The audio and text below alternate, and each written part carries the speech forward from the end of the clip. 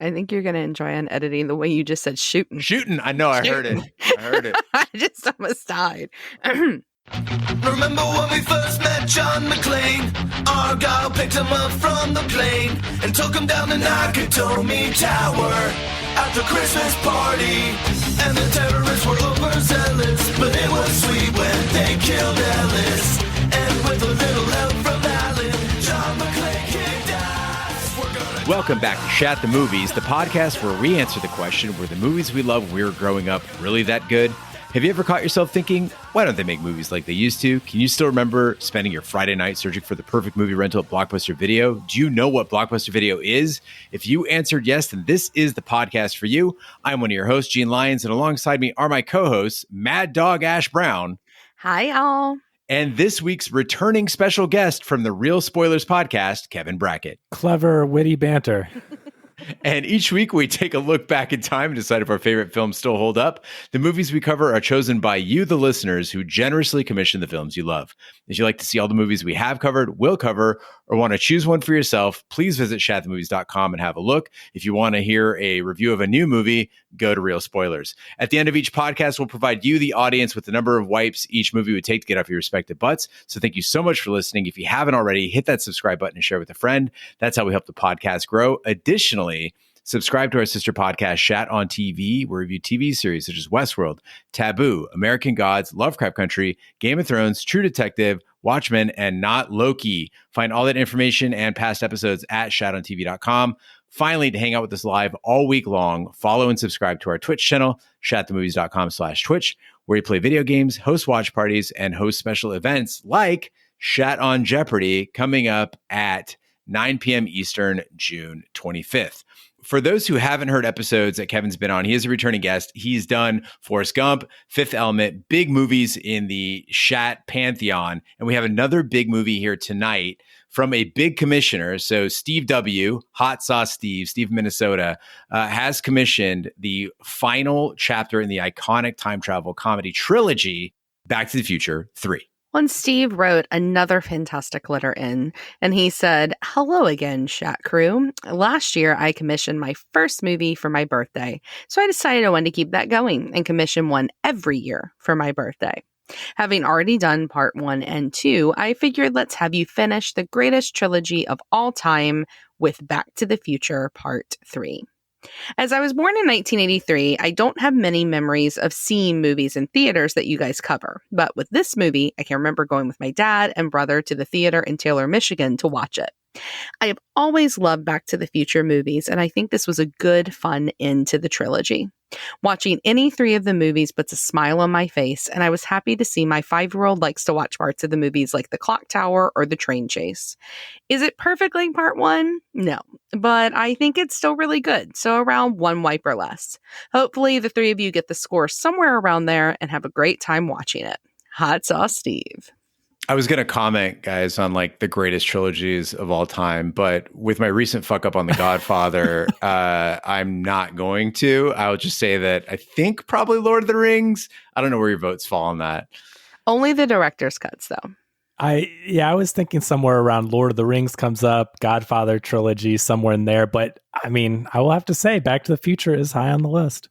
It is. And you got to throw in a little Linklater with a little before sunrise, before sunset, before midnight, right? Yeah. That's got to join them for our 5 listeners out there besides myself that's seen them. I was going to say, I'm going to go grab my BD cigarette, go sit at the coffee shop and smoke it while we roll this trailer. So like a normal Wednesday for you.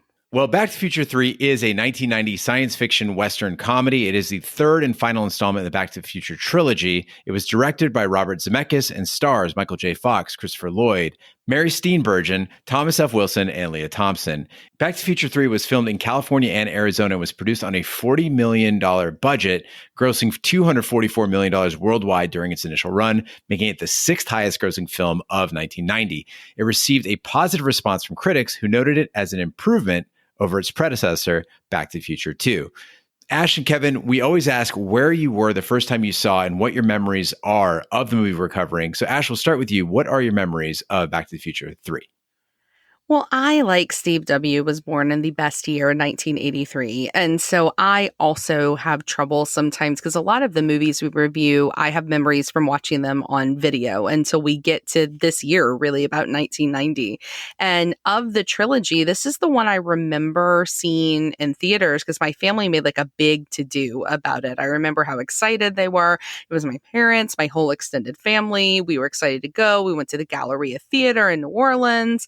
And then I also remember them all being sorely disappointed by it. So, like, I have both memories. They were super stoked and they were like, what? And so I thought I really remembered this film, but in watching it, I forgot a lot of like the really huge plot points. And because of that, I had to go back and watch 1 and 2 in order to truly do a good job of reviewing this one. So thanks, Steve, because not only did we get to review Back to the Future, it allowed me an excuse to have a little bit of a marathon there, and that was nice. There's never a bad reason to go back and watch this trilogy, like we talked about earlier. I mean, this is one of my favorite trilogies, no doubt. I didn't see it in theaters, so I'm a little bit younger than you guys. So I was 87, so don't give me too hard of a time. But, you know, I didn't see this in theaters. I didn't see any of the Back to the Futures in theaters. But of course, I found them on VHS, and that's how I watched all of them in a row pretty close together. So, you know, for me, they all just kind of fell in line, and I fell in love with the time travel element. That's the movie that got me into it. Like, I love movies like The Time Machine, both versions, the original and the Guy Pearce version. Like, time travel stuff gets me. So this is the movie that started all that. And it's hard to choose. It's like picking your favorite child, right? Like, with these movies, I love them all. So no matter how we rank this one in particular, like, you know, it's hard not to love these movies, and there's so much to enjoy. And like Ash, I went back and watched 1, 2, and 3 because I figured you can't just jump into 3. They go together so well. Like, I needed to experience it how you were supposed to, and you know, really catch all those little details. Fuck, guys, you make me feel like such an underachiever. I was just like, yeah, I pretty much know what happened in 1 and 2. There was like a DeLorean, some shit happened. But Kevin, I'm so relieved that you're here as our resident time travel expert in lieu of Big D, who thinks he's a time travel expert. He's seen a lot of time travel movies. But I think, as we saw with Time Rider, he's not quite a physicist just yet. I try. I mean, I'm not going to guarantee that every single little bit of science checks out, but I at least think I've seen these movies enough times to where I can, you know, check a few things. Yeah, this is definitely the one that I remember the least, like out of the 3 Back to the Future movies. It's like the foggiest in my memories. I remember bits and pieces of it. So like parts of it are crystal clear. The shootout, Marty dancing in the saloon, like doing the moonwalk, those parts I remember from my childhood from the first time I saw it. But most of the rest was a blur. I totally fucking forgot about the train, which is a pretty big plot device in this movie. Above all was that fucking Jamboree song. The second it started, I was like, oh, this song, because it doesn't get out of your head, and it's terrible. Did you ever play the NES game?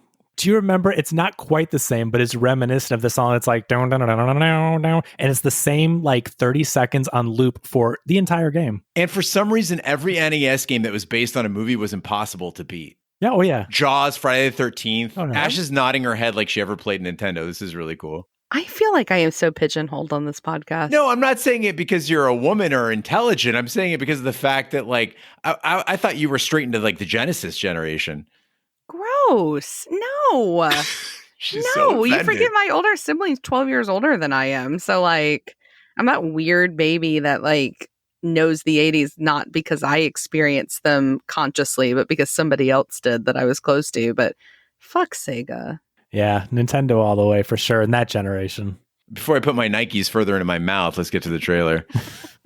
From out of the west, in a cloud of dust, a thunder of hooves, and a mighty... Great Scott. I know, this is heavy. Indians! This summer, Marty and Doc go back one more time for their greatest adventure of all. Doc's living in the past. Don't try it, Lieutenant! But he's about to be history. What kind of a future do you call that? I'm going back to 1885 and I'm bringing you home. It's the last roundup. Come on, run! It's the final showdown. Hey, lighten up, jerk! Where Marty makes a name for himself. What's your name, dude? Eastwood. Clint Eastwood. What kind of stupid name is that? Doc meets his mate. You saved my life. Emmett Brown at your service. And Tannen meets his match. I'll hunt you and shoot you down like a duck. It's Dog Buford. Shoot him down like a dog. Michael J. Fox. Where'd you learn to shoot like that? 7-Eleven. Christopher Lloyd. There's a fellow that can't hold his liquor. And Mary Steenburgen. I never ever met a man like you before. Gentlemen, excuse me, but my friend and I have to catch a train. This summer, Steven Spielberg and Robert Zemeckis invite you Come on, Marty! to the Rough Rider. Rip roaring, rootin' tootin', straight shooting, It's just a hold-up! It's a science experiment! rousing conclusion of Back to the Future. Captain festivities begin! Yeah! Yeah! Back to the Future, Part 3. On November 12th, 1955, moments after witnessing Dr. Emmett Brown disappear in his DeLorean, Marty learns that Dr. Brown was transported to 1885. Marty in the 1955 doc reviewed Doc's 1885 letter and used its information to find and repair the DeLorean so Marty can return to 1985.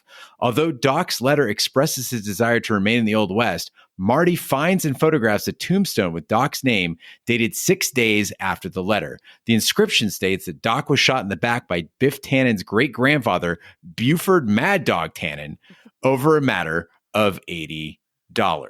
So anyone who's listened to Shat the Movies knows that Back to the Future is one of our few zero-white movies. And we said in that review that it's got timeless style. And that's still proven here 2 movies later. This is the 3rd installment.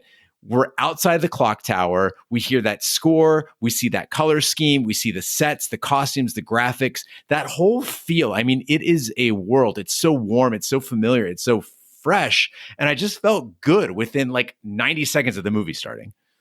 Yeah, I think what's so interesting about that is being just a little bit younger than you are and experiencing these in a different way.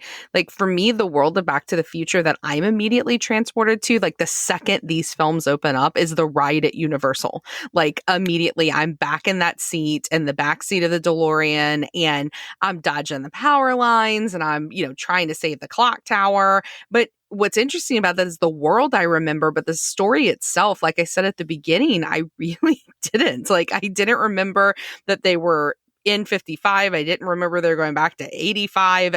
Completely lost for me. So the style I get, but even when watching the film, it is always immediately back to that Universal ride.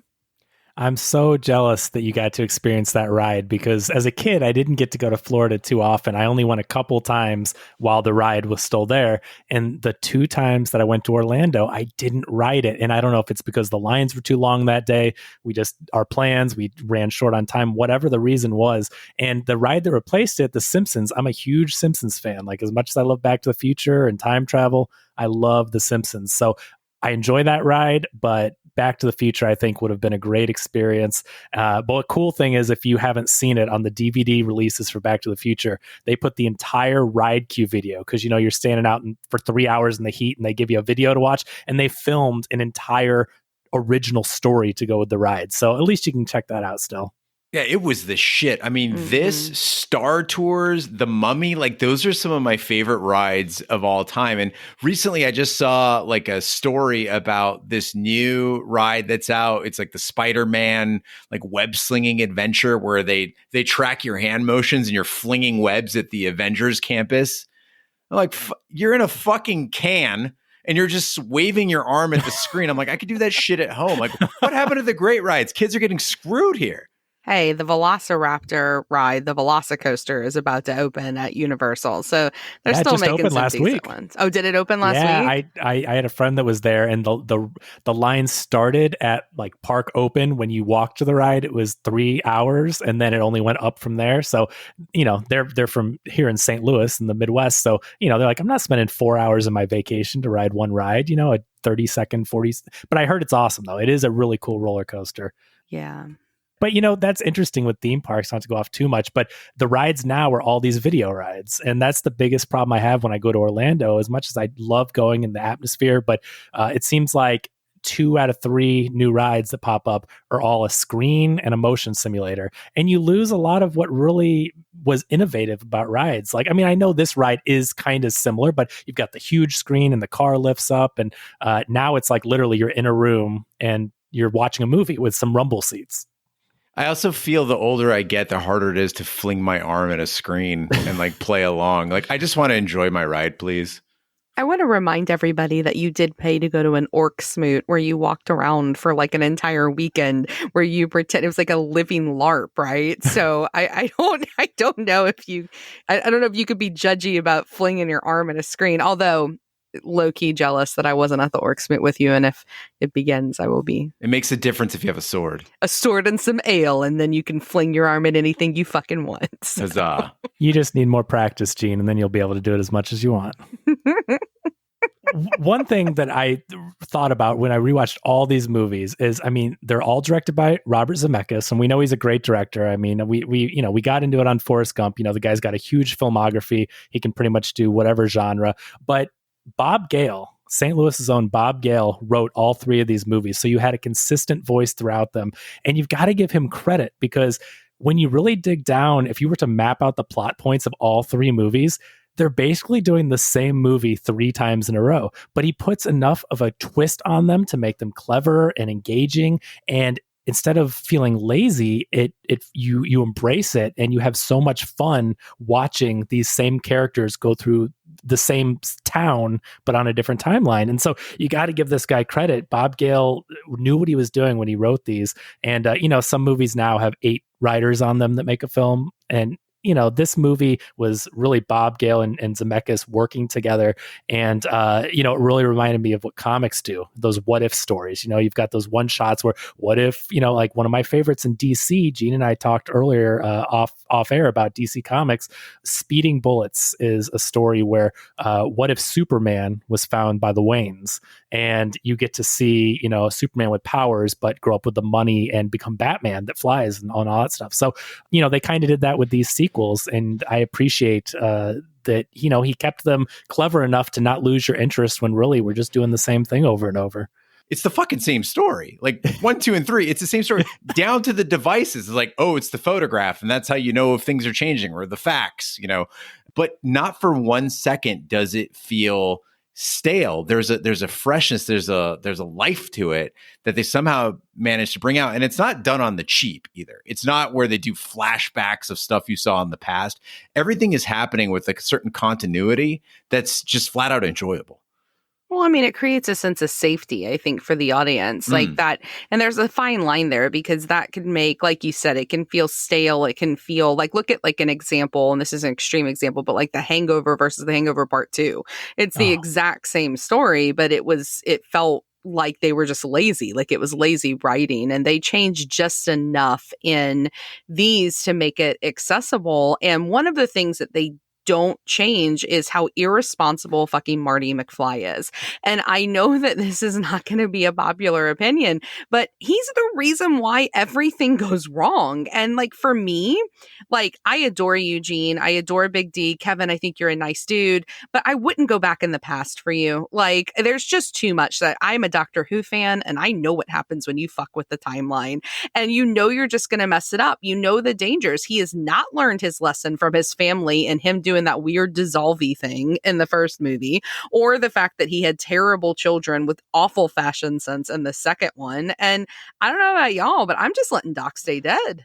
Doc Brown was 71 years old in 1985, and Christopher Lloyd is 82 now. So let's assume that Doc Brown and Christopher Lloyd have about the same lifespan, because genetically they're very similar. So he's got like 10 years at least left to live. Marty's got to go back for his buddy. I think the bigger issue there is that Marty's luck sucked. The DeLorean's there. 1955 Doc doesn't need to invent it because it's there. So why doesn't he get in it? He's more likely to listen to himself, go back as a responsible older person who has arguably much better luck than Marty, and go fix the situation of fucking self. You can't do that, Gene, and here's why. It's all about maintaining the space-time continuum. They talk about it in these movies, and here's the deal. If 1955 Doc leaves, he's going to be missing all the crap in the past, and he's going to screw up the future and create an alternate timeline. Marty is 1985 Marty, so he can still be traveling through time because he's going to end up where he left, where taking another person out of their timeline creates another alternate future, and that's what he did in 2 when everything went to crap. So you have to realize that he's really the only one that's gone from his timeline that's trying to set everything back and return home. And then as Doc Brown shows in Back to the Future 2, once he gets back on trajectory, that timeline is going to be the straight line and be how everything is supposed to play out. So if 55 Doc goes and meets 1885 Doc, which is really 1985 Doc, then 55 Doc wasn't in his timeline to ever get to 85.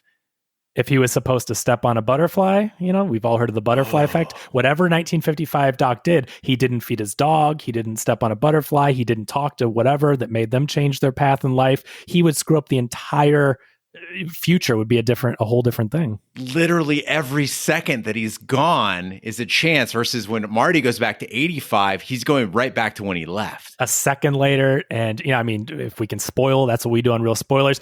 Jennifer's still on the porch. He is returning back to his time to the minute, so that it's like he never left. Wow. And that's why time travel movies are fun. So with that being said, and as much as I love these movies, there's so much to love. I'm not going to complain about a lot. But what I noticed when you watch them, especially all in a row, you're checking your facts, you're checking the timelines. Okay, this checks out, they're fixing this, everything goes back to normal. Their logic is really good in these movies, but the third one is the only one that I could tell where they started to get messy. So if you think about this, in Back to the Future 2, when Doc is on the whiteboard and trying to explain alternate timelines, Marty asks, why can't we just go back and stop Biff earlier? But he explains that Biff is already out of that timeline. He's already gone to 55. So we have to cut him off at 1955 or else it would screw everything up. So in this movie, when Marty gets the letter and him and Doc are at the cemetery and they find the gravestone, not only does it say, here's Doc Brown who died a few days later, it says something about his beloved Clara. But now think about this. In the movie, we see Doc and Marty meet Clara, who is supposed to die in that ravine. Well, Marty had not gone back to the past yet to interact with Doc. He and Doc were at the train, the area where Clara dies, only because they were trying to fix the DeLorean. So if Marty would have never gone back, Doc would have never saved Clara, they would have never met. Why does that tombstone say beloved Clara? It hasn't happened yet. The other movies, their rules, they say that it's not destiny. Things aren't written in stone. So that was never destined to happen. It would never have happened, and they mess up. And that doesn't ruin my enjoyment of the movie. I'm just saying this is where it slips up with its logic. I still love the movie and we're going to have a lot of fun with it. But, 2 was very careful the way that they did that, because you try to trick them. And I know we know these movies, but if you were watching the first time, you'd say, yeah, why don't they just go back and do this? And they explain it to you. Bob Gale wrote it out in Zemeckis. They mapped it out and said, no, we can't do this. The only way you can do this is you have to go back to this year and stop this Biff and, from that Biff. And, it all checked out. So I was a little disappointed to see that one little hiccup there. Marty travels to September 2nd, 1885 to save Doc, arriving amidst a cavalry pursuit of Native Americans. When the DeLorean's fuel line is torn, Marty hides the car in a cave, only to be chased by a bear and knocked out. Found by his Irish-born great-great-grandparents, Seamus and Maggie McFly, he spends the night at their farm. The next morning, he walks to Hill Valley and runs afoul of Buford and his gang. Buford attempts to lynch Marty, but Doc rescues him. Doc agrees to leave 1885 after seeing the photograph, but without gasoline, the DeLorean cannot reach 88 miles per hour needed for time travel. Doc proposes using a steam locomotive to push the DeLorean to the required speed. So as much as I may know about time travel, I don't know a whole lot about fuel refinery and oil and all that stuff. So I get that it was 1885, but we're talking about a man who invented time travel out of a vehicle. So it always kind of bothered me just a little bit, to where I'm like, your problem is there's no gas. Like, you couldn't create something out of, the manure pile and burning this or that. He's a scientist that invents this throughout this entire series. I get not having plutonium and I get having to use a lightning strike, but I'm like, fuel? Isn't that kind of a basic, Doc can whip something up to power this thing? Yeah, it's the classic Gilligan's Island issue where it's like the professor can't build a boat because Doc even has access to gasoline.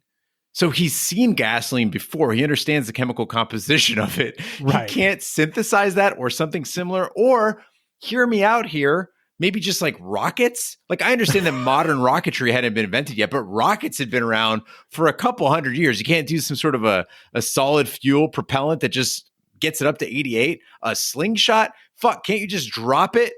Like I know they said, finding a slick surface or a mountain to get it down. Drop it off the tracks. I'd like to know how that works physics. Like, would a car off a ravine go to 88 miles an hour before it crashes? That's interesting. It depends on how high the mountain is. But I don't know, y'all. I had a weird memory that they use whiskey to power the time machine. Like, I had a legit memory. And I'm going, oh, they're going to go to the bar. They're going to get a bottle of whiskey and they're going to pour it into the gas tank. And that's how it's going to start. Because like Eugene, I'd forgotten about the train. And the whole movie, I'm sitting there going, when's the whiskey going to get poured in? And it never happened. Well, there's two reasons you have that memory, Ash. One is that you're from New Orleans and bourbon is the solution to everything. But two, there is a part where they try using like a high proof alcohol and it blows things up. So I think you put those two things together. You said bourbon is the solution.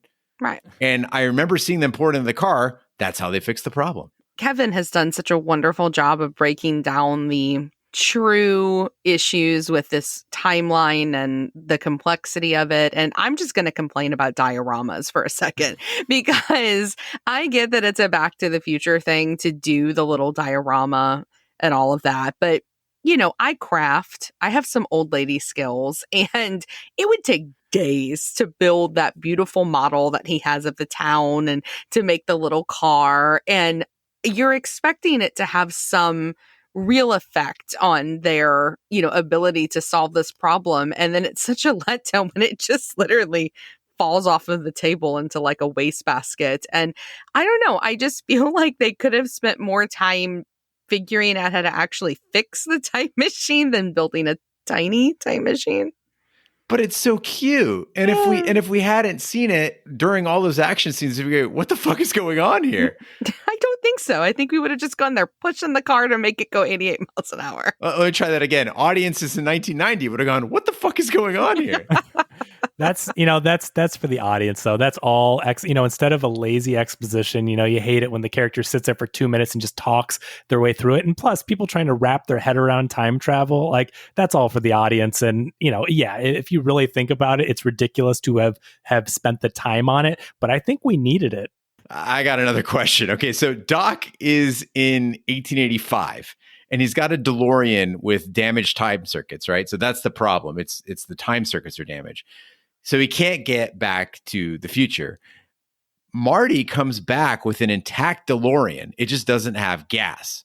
So between the two, wouldn't they have all the parts and gas they need to build one complete working DeLorean? Because Doc's problem wasn't gas, it was time circuits. Yeah, I mean, this is why I will always need you to be my inner monologue on a podcast, because I was like screaming internally. There's got to be another car, just siphon the gas and use it. Hold up a second. I'm going to have to pull out the glasses push here. I'm sorry to do it so soon together. I didn't want to pull out another one already. You have to remember here. So going back to the timelines, Doc hid his damaged DeLorean in 1885.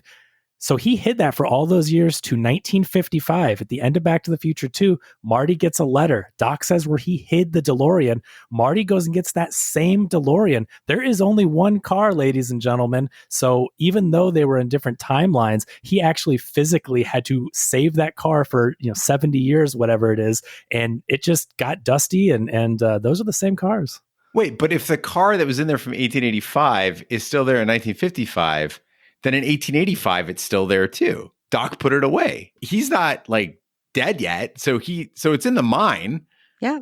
There should be two DeLoreans in existence at the same time. Because it would still be waiting for Marty to use in 55. Oh, that's weird, because then I feel like we get into almost the paradox. I know it's not a person, it's a vehicle. But when Back to the Future, they say, you can't meet yourself because it would throw off, it'd be a paradox. It'd be the space-time continuum would explode. So because those vehicles are made of the same matter, even though they're in a different timeline. So I don't know if parts from one would work like, that's deep. I really have to think about that. And the deeper question is, if Marty destroys it in 1985, if the train destroys it, then does it ever make its way back to 1955? If it's the same car, which is why it can't be the same car. That's why it still has to be in the cave in 1885. Oh, maybe the fuel's just gone bad because it's been sitting around for so long. No. Instead, we'll get a train. So, sir, I give your glasses push a double glasses push. Wow, man. I think you've outdone me there. I really don't know how that works with vehicles, though. If it's the same, it can't exist in the same space and time, like together. So that may create a whole nother set of issues. All right. If you are a physicist, a time travel philosopher, or John Lish, write in at host@shatthemovies.com or call us at 914-719-SHAT. Let us know what we're missing. Or send us a video of the very expensive, unnecessary diorama that you create in order to solve this problem. Thank you. Touche. Well, Doc saves Clara Clayton from a runaway wagon and they quickly fall in love. At a town festival, Buford tries shooting Doc and challenges Marty to a showdown. Doc warns Marty to avoid being provoked by name-calling and lets slip that Marty has a car accident in the future. Doc's name in the photograph is erased, but the date and tombstone remain. Doc attempts to say farewell to Clara, but she doesn't believe his time travel story, so he goes to the saloon and passes out after one shot of whiskey. In the morning, Buford arrives and calls out Marty, who survives a shootout and knocks Buford into a wagon of manure. Buford is arrested for an earlier robbery. All right, Christopher Lloyd has always been one of my favorite actors. I think he's wonderful, and he is absolutely perfect in these movies, including in this one. I don't think there's anyone other than maybe Pete Davidson who has crazier eyes than Christopher Lloyd, but unlike Pete Davidson, Christopher Lloyd uses them to his advantage rather than just looking like a homeless heroin addict. And I think that you cannot help but laugh and smile when Doc speaks. I don't care what kind of humor you like. Even me, a nihilist, a cynic, laughs at these stupid jokes because the way he delivers them is so charming. And now I will say, I don't know about you guys, but I did get a little tired of the excessive Great Scots in this one. It feels like they threw them in as much as possible. And I do think it would make for a great Shat drinking game. But I think other than that, Christopher Lloyd is absolutely perfect in this role. And when I was thinking about my childhood between Doc and Back to the Future and the utterly life-altering, terrifying role he plays in Who Framed Roger Rabbit, like Christopher Lloyd was a really important part of not just this time period of movies, but like my experience and the way I began to watch movies. I had this weird Mandela effect during Back to the Future 3 where I swear Christopher Lloyd's eyes were blue. I don't remember his eyes being brown, but they're so big and brown in this movie that I literally wrote down, his eyes are so big and brown. And then Clara says his big brown puppy dog eyes. So then I had to go back and look and see if Christopher Lloyd actually had brown eyes or if that was a joke in the movie. He does, in fact, have brown eyes. I don't know what the fuck I was thinking about. I've never spent so much time analyzing Christopher Lloyd's eyes, but I'll believe you on that one. But Christopher Lloyd was a huge part of my childhood. I'll give you two movie titles. Growing up primarily in the 90s, Camp Nowhere and Clue. Those movies were my jam. He's in both of those. He's fantastic. I mean, Who Framed Roger Rabbit? He was terrifying, especially as a kid watching that. But yeah, I mean, Christopher Lloyd is great, and he always has been, and he still is. If you've seen Nobody, which is a movie from just this past year that came out, like the dude still got it. I cannot believe I forgot about Camp Nowhere. Camp Nowhere was so important to the foundation of my eating disorder and the fat camp that the girl goes to. Like, I learned so much from that movie, and Christopher Lloyd is great in it. And of course, Clue. But I don't remember watching Clue as a kid. I didn't find Clue until I was like a teenager, right? Because I think it would have scared me as a kid, although I let my 5-year-old watch it. Christopher Lloyd, we love him. Michael J. Fox, such a talented guy. Like those two, everyone talks about him all the time, right? But I don't think that Thomas Wilson gets enough love. If you watch these movies back to back and back, like some of us did, I don't want to name any names, but you just notice how talented an actor this guy is. Do you realize how easy it would be to play the Biff character way over the top and make it seem ridiculous, like take you out of the movie style ridiculous, mustache twirling villain style ridiculous? Like Thomas Wilson manages to make each Biff and each timeline feel like a real person. Like, yeah, is he a jerk? Sure. High school bully, or the, not Donald Trump casino tycoon that he was modeled after, or this mad dog gunslinger. They're ridiculous characters, but somehow Thomas Wilson makes each one seem like, yeah, that was a real dude back then. And he's amazing. I just can't say enough good stuff about him. And I think that he deserves that recognition. I wasn't a huge fan of the 2015 version of Hill Valley's residents. Like the future Hill Valley people, they weren't that exciting to me. They seemed kind of over the top. But the 1885 crew in Back to the Future 3, they're fantastic. You've got Marshall James Strickland. He looks super cool. Seamus McFly is at least like kind of cute in a weird way. Awful accent. I think that's intentional. But you're absolutely right, Kevin. Mad Dog Tannen. He is the best Tannen of all. It's like they were working up to this character. He puts, all the other iterations of the Tannens to shame and how enjoyable he is as a villain. Yeah, I think it's kind of what we got into a little bit when we were talking about Harley Davidson and the Marlboro Man, that it's very difficult to do the future, but it's easy to do the past. And what's even easier is to do a gag on like what you think the past actually was. Like the people who, like, oh, if I could go back in time, I'd go back and live at the time of Marie Antoinette. And then they'd go and realize like how bad people smelled and how the food was shitty. Like, I think people have this gag about the past. And you see that played to absolute perfection here with Marty's outfit, that hideous salmon pink and the fringe that almost looks plastic because it is so cheap. And it's iconic. I remembered that distinctly from being a kid. And I think it's a really hilarious callback to how out of touch he looks in the first one when he goes back in time, that it's almost like he's going so much further back. The ridiculousness gets like dialed up even more. Well, on the train to San Francisco, Clara overhears a conversation about how heartbroken Doc is. She jumps off and walks back to Hill Valley, where she discovers Doc's scale model of the time machine at his shop. Using a stolen locomotive, Doc and Marty push the DeLorean along the spur line. Clara boards the locomotive while Doc climbs toward the DeLorean. Seeing Clara, Doc encourages her to reach him, but she falls, hanging by her dress. Marty in the DeLorean passes his futuristic hoverboard to Doc, and he uses it to save Clara, coasting away as the locomotive falls off an unfinished railroad bridge and into a ravine.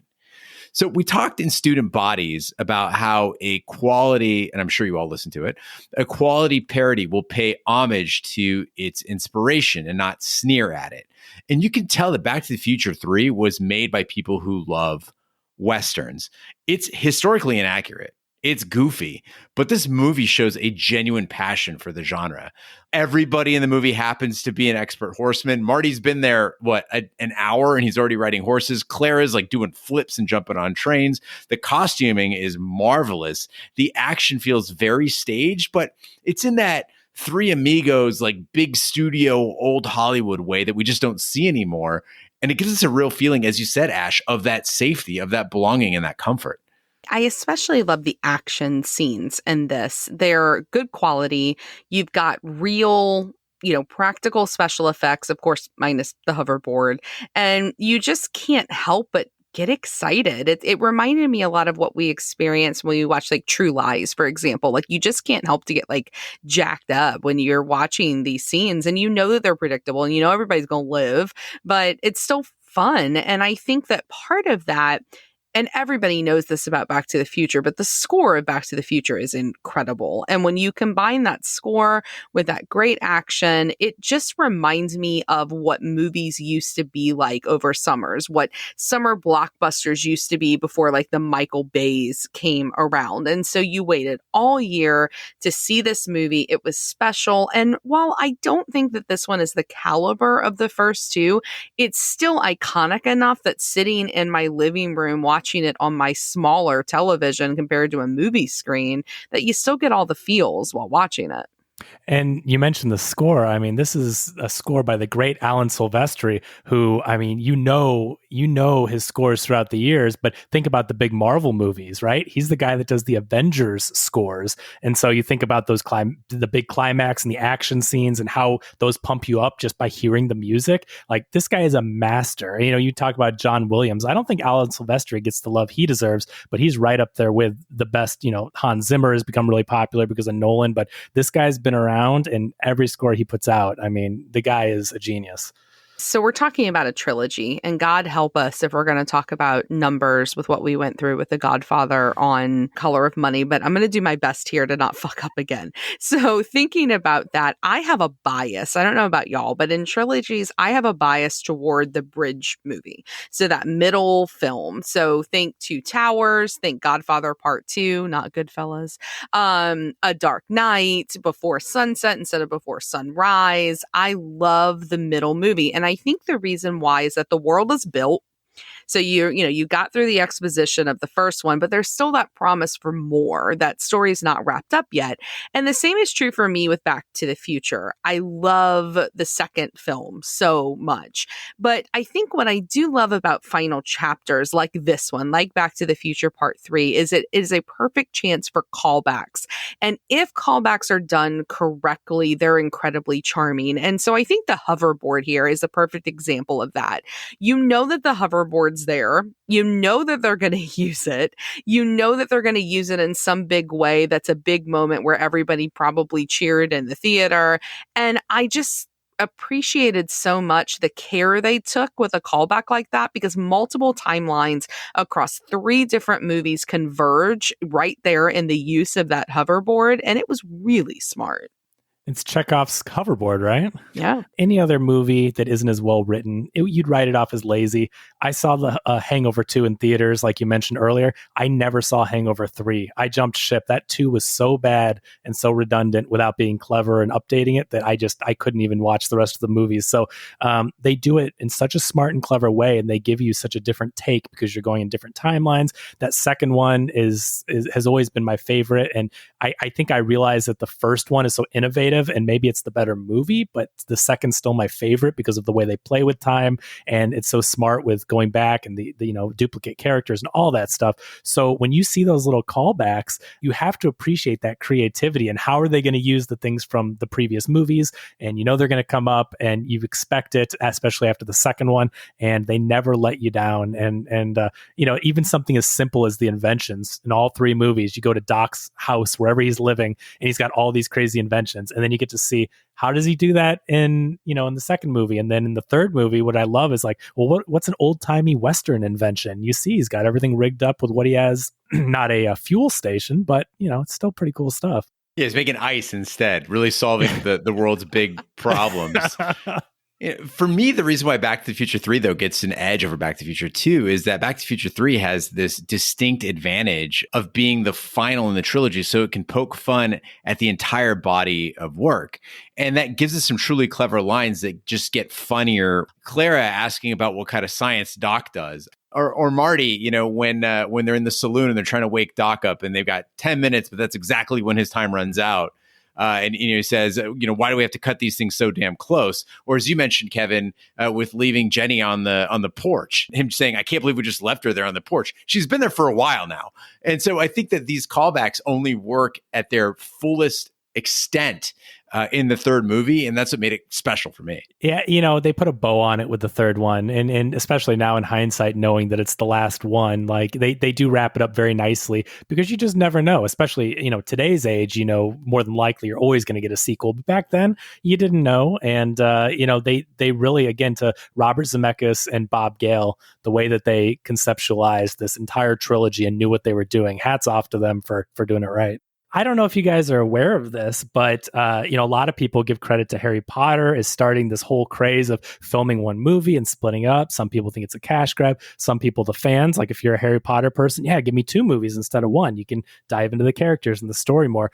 Back to the Future 2 and 3 were filmed simultaneously. The scripts were written, they filmed them at the same time, and then they came out one after another pretty close together. So, I mean, knowing that, it makes a lot of sense how, Bob Gale wasn't just writing 2 and thinking, how can we tag on with this third one? He knew that they were going to the future and then back to the past and then back more into the past. He knew where he was going. So this roadmap that he sets up, I mean, they play so well off one another. And I can see why, to Gene's point, to where you're like, man, 3 works so well because, he planned it all out in 2. So even though there were great callbacks in 2, by the third one, you're kind of used to the rhythm of it. You know what to expect, not exactly how to expect it. But when those callbacks come, you're like, yeah, that was pretty perfect. And it works. What's shocking to me, though, is knowing American audiences and knowing the way people have responded to like the Marvel Cinematic Universe, is that the box office declined with each subsequent release. So from Back to the Future 1 to Back to the Future 2, there's a drop, and then from 2 to 3, there's a drop. You figure it'd be building as more people got into like Back to the Future mania. Quite the opposite. I mean, 2 and 3 were released 6 months apart, and 3 made the least money of all. I think part of the problem, though, is that movies have changed. They've become an entire industry in a way that they weren't then. I mean, if Back to the Future came out today, while they had toys and they had all of those connections with like Happy Meals and stuff, like look at the way that they like prepped Avengers. Like there are people who specialize and go to college and how to do PR and how to build these worlds for people and the excitement and opportunities and Comic-Cons and conventions. And, all of that didn't exist back then. And so I think we forget that like we are manipulated in a way by that machine. I mean, look at the Loki series that just came out. I mean, and don't get me wrong, I got up at 6:00 this morning so I could watch it before my children woke up. And so like, I'm all on board for it. But, back then you kind of had to, do your work in order to participate in films. And today you almost like, you're like Gene, your Twitter post, you're an outlier because you're not watching it, right? Whereas back then, like, you just had to decide to go to the movie and some people just didn't. I think they were ahead of their time too, like releasing a movie 6 months apart. They already took the family to the movies. I mean, remember, this is when theaters had like 2 or 3 screens, if even, and, it was expensive and you're bringing the whole family and the kids to see these movies. And they're like, we just did that outing a few months ago. I mean, I think people weren't going to the movies every week like some people do now. And I think they just kind of felt like, well, yeah, we just saw a Back to the Future movie and it worked against them where, yeah, today, without a doubt, this would be, I don't want to say maybe as big as Avengers to where that's such a culmination of 20 movies. But I mean, today, a third Back to the Future where they're doing something so different. I mean, people would be jazzed for that. Well, and don't forget that in 1990, we also had a huge children's release with Andy Garcia and Richard Gere in Internal Affairs. So, I mean, that's all the kids are talking about. Sure. Family. Yeah, exactly. Blue lit sex scenes. Well, Marty is transported to 1985 and escapes from the DeLorean just before it's destroyed by a train. The timeline has returned to normal, and Marty finds Jennifer sleeping on her porch. He avoids a street race with Douglas J. Needles, preventing an automobile accident Doc warned him about. A steam locomotive equipped with a flux capacitor appears, operated by Doc, Clara, and their 2 young sons, Jules and Vern. Doc gives Marty a photo of him standing next to the town clock that was taken in 1885. Doc and his family say goodbye and depart in the locomotive, which lifts off the tracks before disappearing into an unknown time. The end. Back to the Future 3 had so many opportunities to end its life with dignity. Doc and Marty get safely home, let Clara just plunge to her death secretly. She was on the train and no one ever knew, and that's what was meant to happen. And then they realize that's why the ravine is named after her. Or Clara and Doc go off on the hoverboard and they live out their days in the Old West, because the message is your future is relative to your personal passage of time. Actual chronology doesn't matter. Instead, we get flying time machine train. There's the kids named Jules and Vern. Einstein's going back to the Old West. What could possibly go wrong there? This is a monumentally sappy ending that soured me on the whole movie, maybe even the whole trilogy. Yeah. I could like hear my eyes roll because they were rolling so hard when we got to the end of this movie. And y'all, I would have been fine with Marty coming back without Doc. Like, I think that would have been a fine ending. I think it would have been cute. He could have like found a note hidden under a brick or hidden under Jennifer's sleeping body for the last, 2 movies. Like, just something that's just like, yo, I'm okay. That would have been fine. And here's my problem. For a movie that makes such a big deal about protecting timelines, it completely abandons that principle at the end of this in every way, shape, and form. And I don't know. Y'all know I hate a cheesy ending. They drive me nuts. And this was like easy cheese.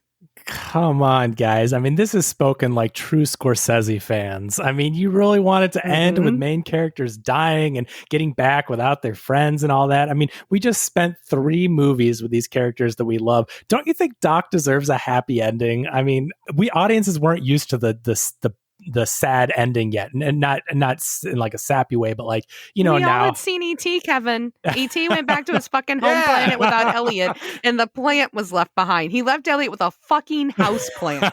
There is nothing sadder than that. So yes, Doc can fucking die, right? And we would all survive. I don't know.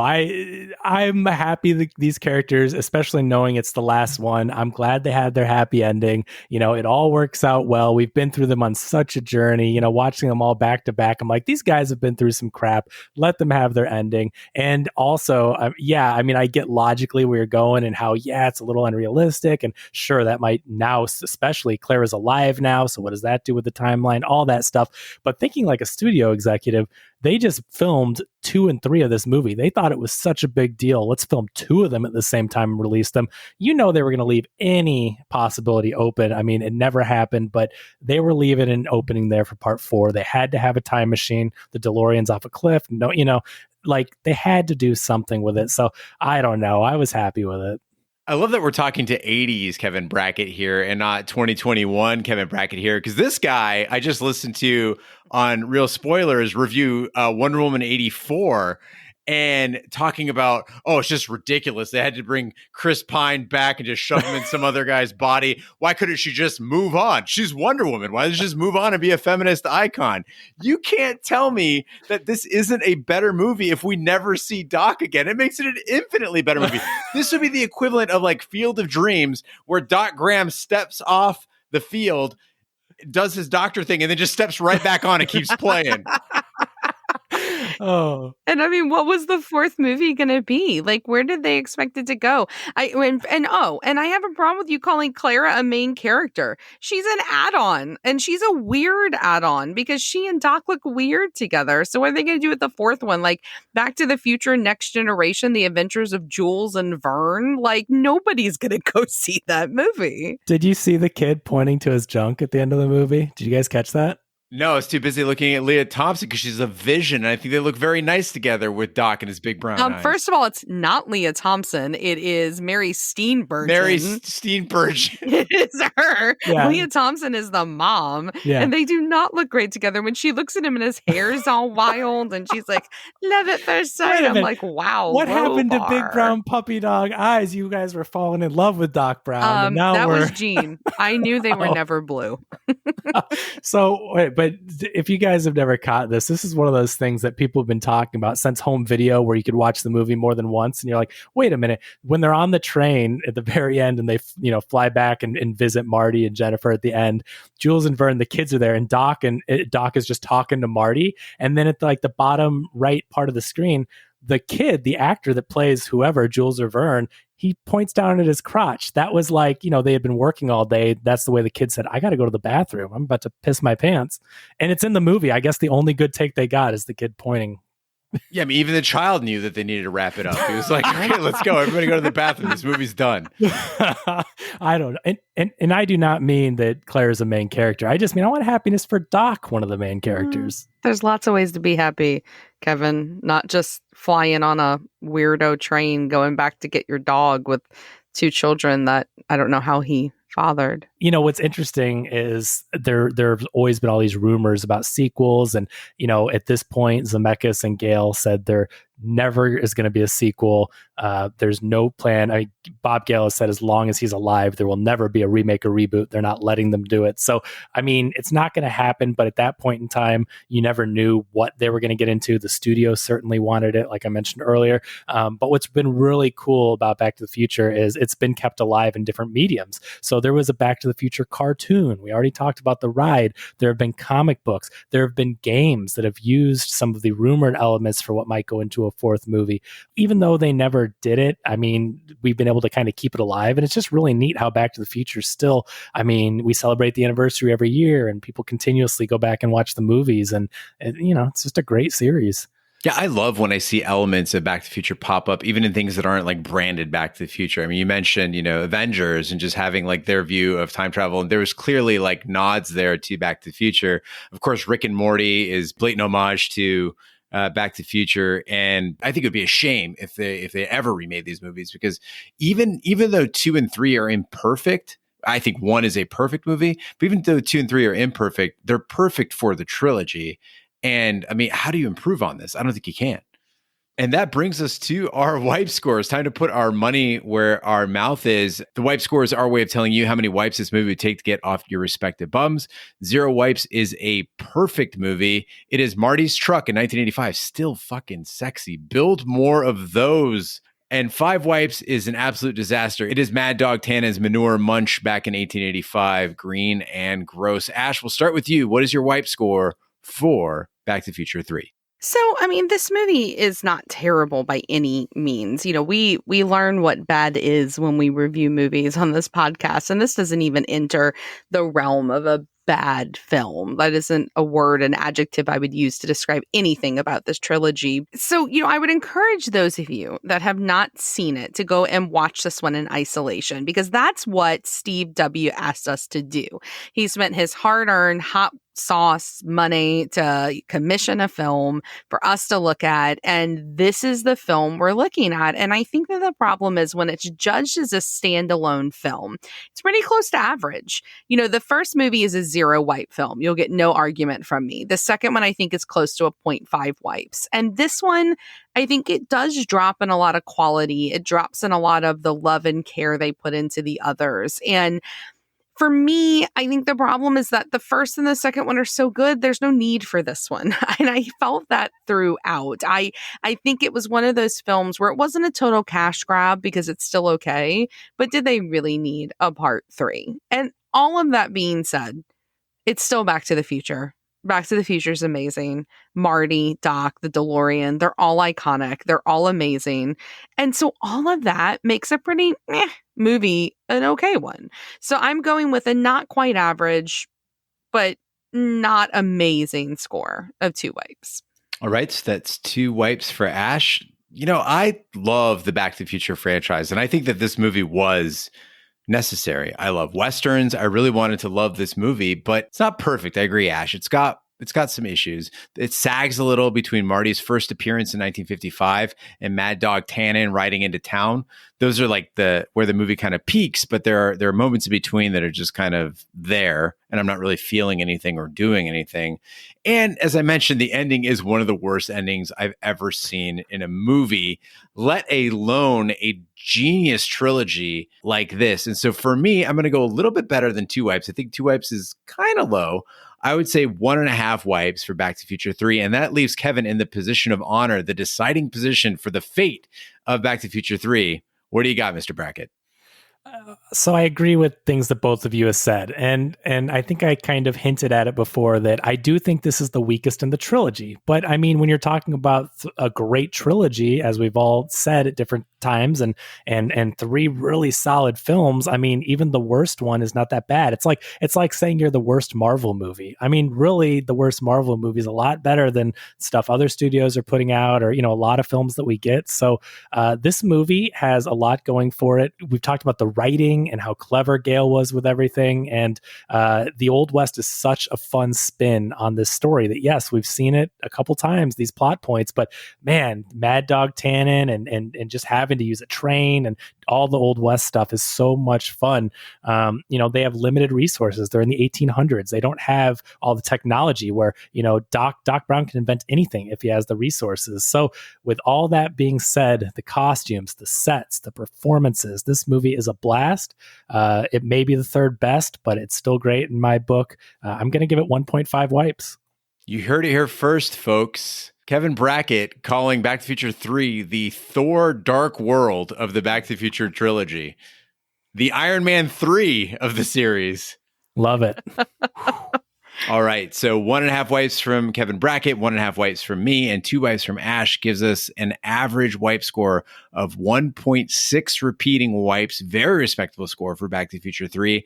That ties it in the 76th spot with Gremlins, Planes, Trains, and Automobiles, War Games, The Natural, and The Rock. It is worse than Clue, but better than Temple of Doom. I think that's about right. Agreed. And I'm just appreciative of finally an episode in months where we're not comparing something to the fucking Fifth Element or The Shining. So thank you, Kevin. Well, I will say that I always am so proud when things keep stacking up against the Fifth Element. I'm like, I think I may have helped that score. Because it's a great movie. Yeah, I live on. I feel like through every episode that the Fifth Element comes up, and I love how frustrating it can be for some people. And I just think, yeah, I kind of put it there. But do you like The Shining? Do I like The Shining? I like The Shining. Thank you. Absolutely. Did you know the dog man in The Shining that's like alone in the hotel room with the other dude? Yeah. Did you know that nobody knows who that is? Just a random? Yeah, like nobody knows who was in that suit. It's not credited, and when asked, people are like, "Yeah, we don't really remember who that was." Was it Kubrick? It was probably a lighting guy or something. They said, "Get in this suit." Like it was probably totally a fill-in. It was probably Shelley fucking Duvall that Kubrick was torturing and made her get in it. Go up the stairs the 211th time. Now put on the suit. Throw the bat down. Put the fucking suit on. All right. Well, thanks, Steve W., for commissioning Back to the Future 3. Next week, it's vacation time for outdoorsy Chicago man Chet Ripley, along with his wife Connie and their 2 kids, Buck and Ben. But a serene weekend of fishing at a Wisconsin lakeside cabin gets crashed by Connie's obnoxious brother-in-law, his wife Kate, and the couple's 2 daughters. As the excursion wears on, the Ripleys find themselves at odds with the stuffy Craig family. I just can't do it the way Big D does. The release date was June 17th, 1988, and this is a movie that I have never seen, so I'm very excited to watch it. That concludes this week's episode of Shat the Movies. Be sure to follow us on social media and share with a friend. We're on Facebook, Twitter, Snapchat, and Instagram at Shat the Movies. You can email us, host@shatthemovies.com, or call in and leave a voicemail at 914-719-SHAT. Support our podcast by shopping our Amazon affiliate link, completing a free anonymous survey to help attract advertisers, buying our merch, or commissioning your own movie. Find all that information by visiting our website, shatthemovies.com. You can also check out our sister podcast, Shat on TV, review TV series such as Westworld, Lovecraft Country, True Detective, Taboo, American Gods, Game of Thrones, and Watchmen. Find all that information on our website, shatontv.com. Kevin, if people are looking for real spoilers, where can they find you? Well, I just want to say, first of all, thanks again for having me back. I always love coming on this show, and this is my first show with either of you. Like that's crazy. What? The other 2, neither of you were on that. So, I mean, it's just it was a fun time as always. Glad to be back. If you want to listen to my podcast, Real Spoilers, we tackled the new movies, so it's great. We're not competing. We're all friends here.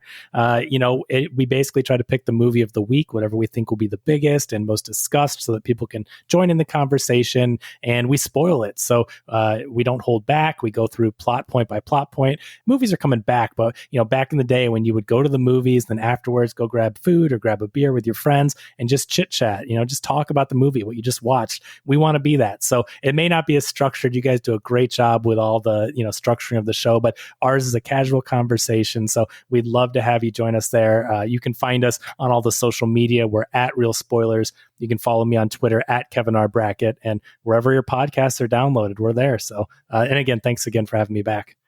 And, listeners have either written in or called in or talked to us on the Discord about the fact that they want more information about how a movie was shot, about the director's notes, more information about the background, let's say with like Wonder Woman 84, getting into Silver Age comics, getting into just the comic canon in general. They'll give you that on Real Spoilers. Like, you'll get that in spades, but it's very, very intelligent. And most importantly, I think to me and Big D is the sound quality is outstanding. I cannot listen to a podcast that sounds bad. These guys sound fantastic. And Kevin, I've been told that you're a legendarily nice guy. You are the nicest guy. You are. So we really appreciate you taking the time to join us tonight. And I'm sorry I curse so much. I feel like no. I have to apologize to the Midwestern in you. Like, we have terrible mouths. No, not at all. No, thanks, guys. I appreciate it. And I think that's one of the coolest parts about our show. Like, personally, I really enjoyed that we're all so different. So we used to have 5 people on the show, and just because of life, as you know, I mean, things change. But we have 3 people now, and like one is a super comic nerd, one is really versed in old timey movies, and me, I just kind of, technology stuff or like time travel that I love. And we all have something different we bring to the table. So like, we get our music references, we get our old movie references. Hopefully enjoy what we do over there, and we'd love to talk to you on social media. Yeah, so check them out. Real Spoilers, everywhere you find your podcasts. And speaking of which, we're everywhere fine podcasts can be found, including iTunes, Google Play, Stitcher, and YouTube. Be sure to subscribe. And if you stop by iTunes, please leave a 5-star review. That helps the podcast grow.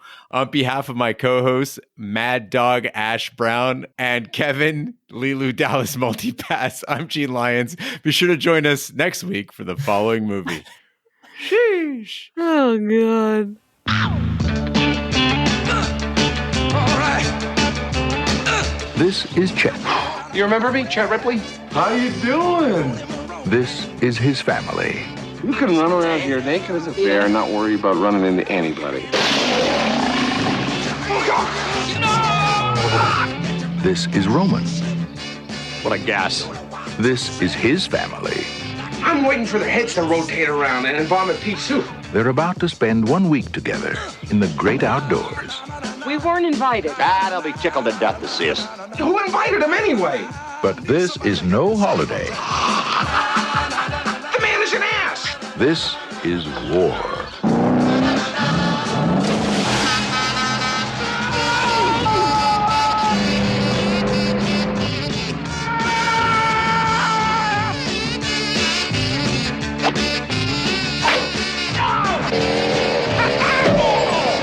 You wouldn't know a good time if it fell out of the sky, landed on your face, and started to wiggle. Are you going to argue, or are you going to enjoy yourself?